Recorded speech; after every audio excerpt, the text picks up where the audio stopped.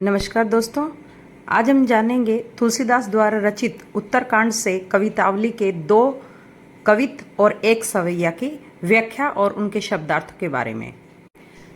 प्रथम कवित इस प्रकार है। किसबी किसान कुल वनिक भिखारी भाट चाकर चपल नट चोर चार चेटकी पेट को पढ़त गुण गढ़त चढ़त गिरी अटत गहन गन अहन अखेट की ऊंचे नीचे करम धर्म अधर्म करी पेट ही को पचत बेचत बेटा बेट की तुलसी बुझाई एक राम घनीश्याम ही ते आगी बड़बागी ते बड़ी है आगी पेट की। इसके शब्दार्थ हैं।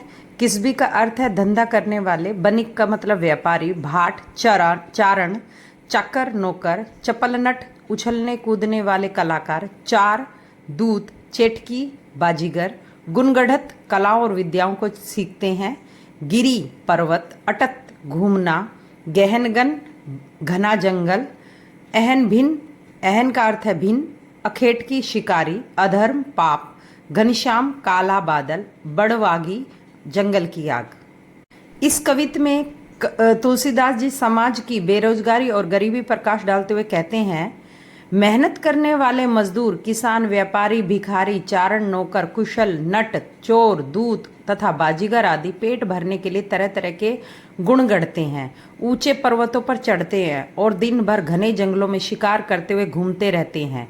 भाव यह है कि अपना पेट भरने के लिए लोग कलाएं और विद्याएं सीख रहे हैं, पहाड़ों पर चढ़कर आजीविका खोज रहे हैं अथवा जंगलों में शिकार करके अपना पेट भरना चाहते हैं। कवि दोबारा कहता है कि लोग अपना पेट भरने के लिए ऊंचे नीचे कर्म करते हैं और धर्म अधर्म की परवाह न करके अच्छे बुरे सभी काम करते हैं। यहाँ तक कि लोग अपने पेट के लिए बेटा बेटी को भी बेचने के लिए मजबूर हो गए हैं। यह कटु सत्य है कि पेट की आग समुद्र की आग से भी अधिक शक्तिशाली होती है। तुलसीदास जी कहते हैं, यह भूख राम रूपी घनश्याम की कृपा से ही दूर हो सकती है। भाव यह है कि उसने अपने दयालु राम की कृपा से ही भूख को मिटा दिया है, परंतु देश के अन्य लोग भूख और बेरोजगारी के कारण बड़े ही व्याकुल हैं। इस कवित में विशेष है कवित छंद का प्रयोग किया गया है। शब्द चयन उचित और भाव अभिव्यक्ति में सहायक है। यहाँ सहज और सरल साहित्यिक ब्रज भाषा का सफल प्रयोग हुआ है। राम घनश्याम में रूपक अलंकार है। संपूर्ण पद में अनुप्रास अलंकार की छटा देखने योग्य है। आगी बड़वागी ते बड़ी है आगी पेट की में गतिरेक अलंकार है। तुलसीदास ने तत्कालीन समाज के अंदर फैली बेरोजगारी और भूख का बड़े ही व्याकुल रूप से वर्णन किया है। उनके द्वारा रचित दूसरा कवित इस प्रकार है।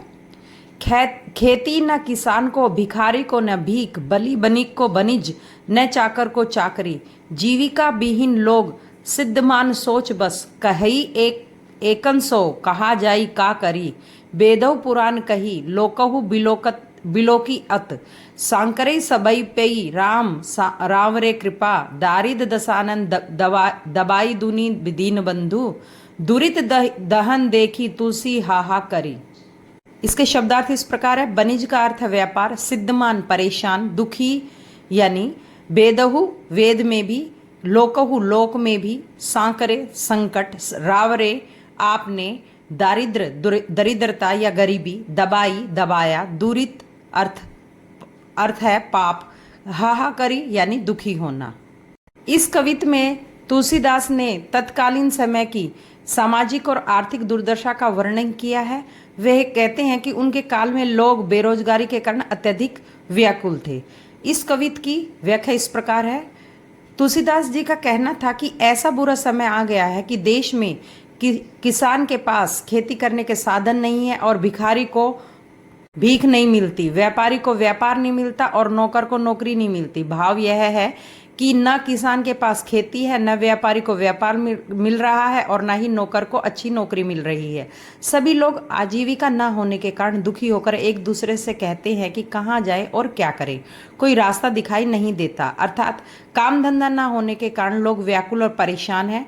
कवि प्रभु राम में अपनी आस्था प्रकट करता हुआ कहता है कि हे राम, वेदों और पुराणों में यह बात अक्सर लिखी गई है और संसार में भी अक्सर ऐसा देखा जाता है कि संकट के समय में आपकी कृपा से ही संकट दूर होता है। हे दीन बंधु राम, दरिद्रता रूपी रावण ने सारी दुनिया को दबा रखा है, अर्थात सभी लोग गरीबी का शिकार बने हुए हैं, चारों ओर पाप का जाल बिछा हुआ है, सभी लोग त्राही त्राही कर रहे हैं। हे प्रभु, इस संकट के समय आप ही हमारी सहायता कर सकते हैं। इस कविता में विशेष है कि उन्होंने श्री राम को दीन बंधु और कृपालु कहकर अपनी दास्य भावना को अभिव्यक्त किया है। संपूर्ण पद में अनुप्रास अलंकार है। दारिद्र दशानन और दुरित दहन में रूपक अलंकार का सफल प्रयोग हुआ है। ब्रिज भाषा है और कवित छंद का प्रयोग किया गया है। उनके द्वारा रचित सवैया इस प्रकार है। दूत कहऊ अवधूत कहऊ, रजपूतऊ कहू, जोलाहा कहू कोहू, काहू की बेटी सो बेटा न ब्याहऊ, काहू की जाति बेगार न सोऊ, तुलसी सरनाम गुलामू है राम को, जाको रूचई सो कहे कछु ओ, मांगी के खेबो मसीत को सोईबो, लेब को एकू न देब को दो। इसके शब्दार्थ इस प्रकार है।